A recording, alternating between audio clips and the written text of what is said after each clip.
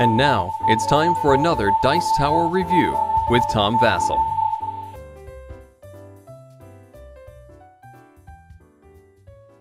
My first reaction to Fruit Fair was, oh look, that's a really nice looking children's game.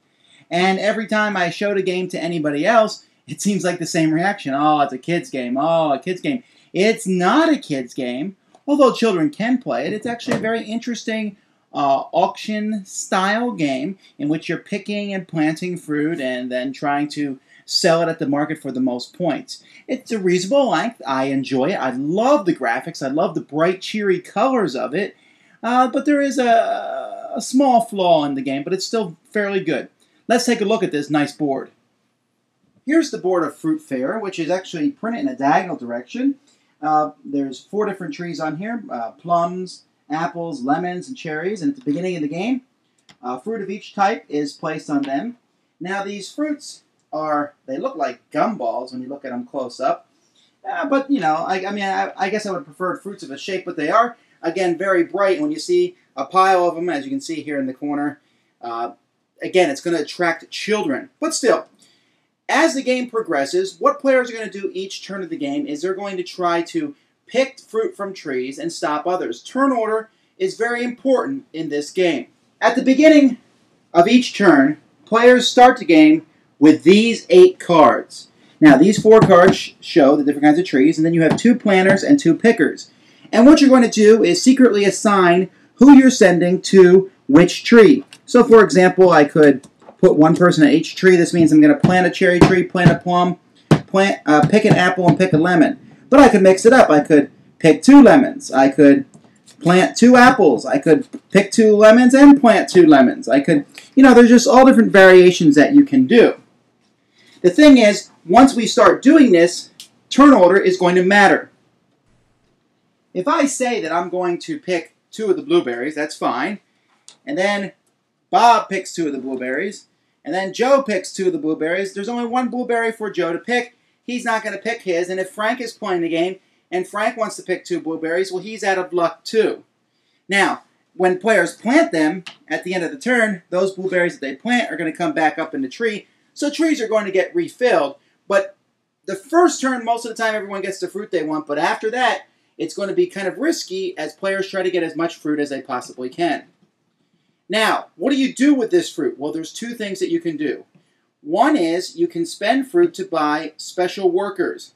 These workers both pick and plant. They give you an extra card. So you basically have the opportunity to pick 3 or 4 fruit on your turn. You can buy up to 2 of these. And as you can see, these here cost 3 fruit. Once those are sold, then they're sold for 4 fruit and then 5 fruit. Or players can basically sell their fruit at the market for ribbons.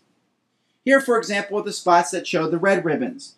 At the beginning of the game, players are going to secretly take, or randomly and secretly take, 3 red ribbon tokens without looking and put them down on these spots. And then you can buy one of these red ribbons for 4, 5, or 6 fruits. It doesn't matter what color. So you buy one. Ooh, what did I get? Oh, I got 9 points. Then the scores go, it shows you here from 8 to 10. As the different medals progress, you'll get more and more points all the way up to the gold medals, which cost the most fruits but can give you the most points. When there's only 5 of these medals left, well, then the game is over. For 5 or less, the game's going to end. At the end of each turn, though, any fruit that you haven't spent is checked. Because what players are going to do is whoever has, for example, in this game, whoever has most blueberries is going to get the truck, which allows you to move your workers back and forth. Whoever has the most apples gets the raccoon, who gives you a discount on buying metals and workers and lets you steal 2 fruits from the tree. Whoever has the most lemons is going to get the migrant worker, and whoever has the most apples or cherries is going to get to go first next turn.